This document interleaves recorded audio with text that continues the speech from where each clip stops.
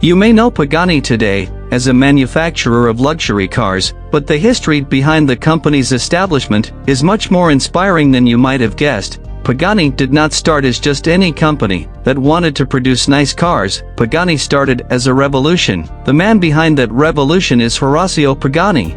Before he founded his supercar company, it was repeatedly rejected by Lamborghini and Ferrari. These companies did not have any faith in Pagani's ideas. Rather than get discouraged, Pagani took out a loan and built his dream car against all the odds. Today, Pagani is the producer of some of the world's fastest, rarest, most luxurious cars.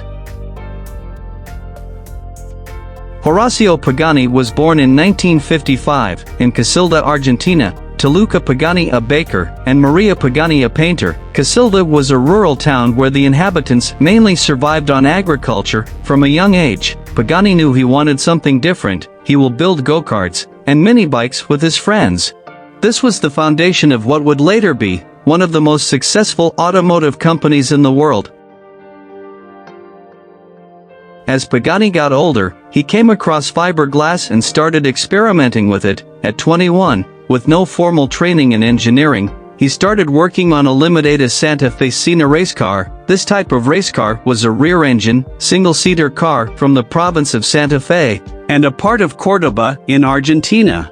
He also started a race team. Now he needed just one more thing to get on the racetrack. He needed an engine, so he went to the Renault Argentina headquarters to request an engine. Renault was so surprised to see a random guy building such a fantastic race car that they not only gave him the engine, but they also sponsored Pagani's team for the whole season. But the team encountered issues like brake failure, and they did not have enough money to fix them, so they did not do very well that season. Nonetheless, Pagani had put his name on the lives of many people in the racing and automobile scene. Pagani had always dreamt of working for big automobile brands like Ferrari, Lamborghini, and Alfa Romeo. Bolstered by his newly found fame in Argentina, he met with Formula One racer Juan Manuel Fangio, whom he had always admired. Fangio, an Argentinian, like Pagani, was a five-time world champion in racing. He was one of these sports legends at a time when race cars were basically death-trapped. Fangio wrote 5 letters of recommendation for Pagani. The letters were personally addressed to Enzo Osella,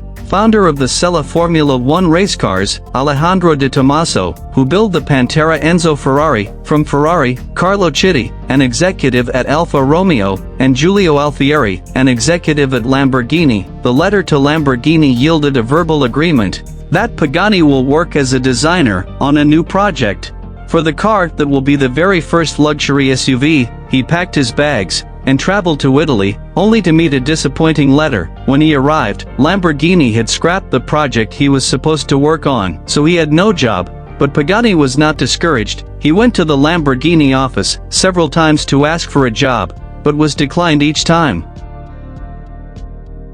Eventually, Lamborghini gave him a job, but it was not the one he wanted. Rather than a position with the design team, Pagani was assigned to the assembling department. He was there for a while, then the company transferred him to the composite material department. There, he found that Lamborghini was experimenting with carbon fiber, a lighter and stronger material than fiberglass. He worked there for another couple of years before being transferred to the design team in preparation for Lamborghini's 25th anniversary, which was to take place in 1988. The company wanted to design a special edition car. They put Pagani on the project. It was his first design for Lamborghini.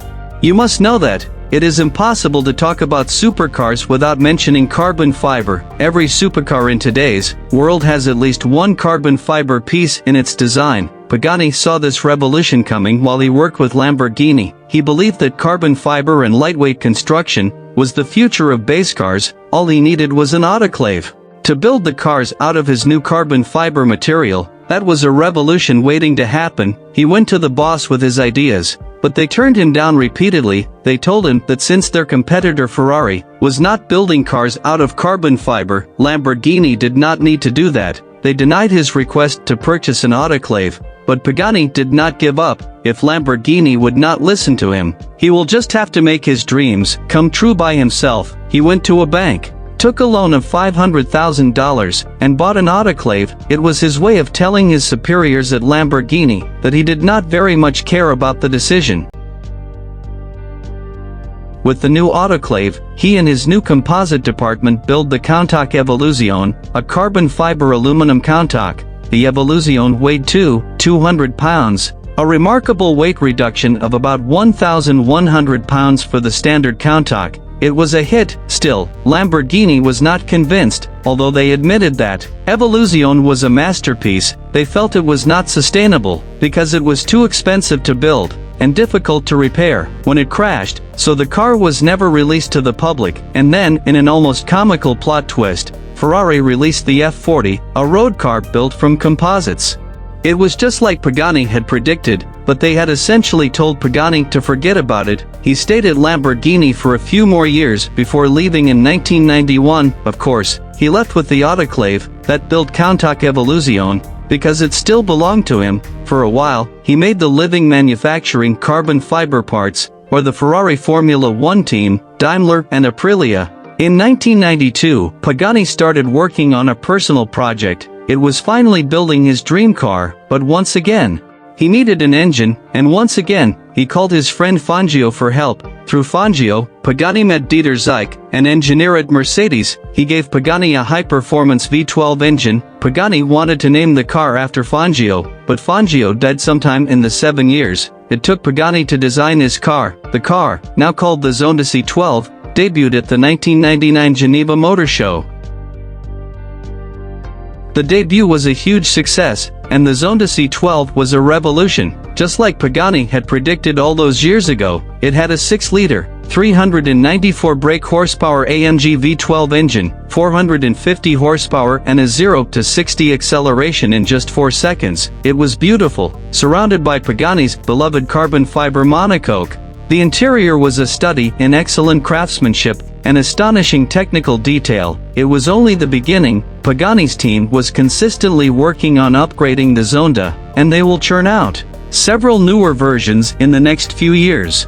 Within 1 year, they released the Pagani Zonda S and the S Roadster. The company was working overtime to ensure their investors and customers did not start getting worried. Next they released the Pagani Zonda F, named after Fangio, and the F Roadster. Then they released the Pagani on the Sync and Zinc Roadster. The next upgrade was the Pagani Zonda R, a track-focused Zonda that beat the record for the fastest track car. Then they released the Pagani Zonda Tricolor, and lastly the Pagani Zonda Revoluzione.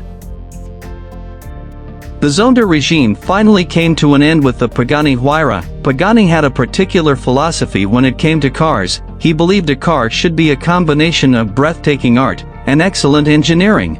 The Huayra is an embodiment of this philosophy. It was faster and better than all the previous Pagani cars. It had a 6-liter AMG Source 60-degree V12 engine, with 2 turbo to produce 700 brake horsepower, and 728 pound-feet of torque. The car made the 0 to 60 acceleration in less than 3.5 seconds, and traveled 230 miles per hour. Pagani quickly followed up the Huayra with newer models. The first was the Pagani Zonda Barchetta, then the Pagani Huayra BC Roadster, the Pagani Huayra Tricolor, the Pagani Imola, and lastly the Pagani Huayra R. These cars are all fast, designed with forensic attention to detail that has now become the staple in Pagani products. Pagani is not just any other automobile company. Apart from their main cars, they also design customized versions of the models for anyone who could afford it, usually wealthy Chinese and Arab business tycoons or politicians. For example, the Pagani Sync and Sync Roadster were initially built at the request of a Hong Kong business dealer. Any Pagani car you can come across must have these 3 features: speed, style, and scarcity. The cars are super fast and super beautiful. It is no surprise that you need more than $300 million to buy some of the company's products, and anyone who knows the value of cars covets the Pagani cars. With a net worth of $50 million, Horacio Pagani has certainly come a long way from the little Argentinian kid who built toy cars with his friends. Well, that's it for today's video. We hope you enjoyed it. Don't forget to hit that like button. You hit the subscribe button, ring the bell and get notified. And thanks for watching. We'll catch you next time.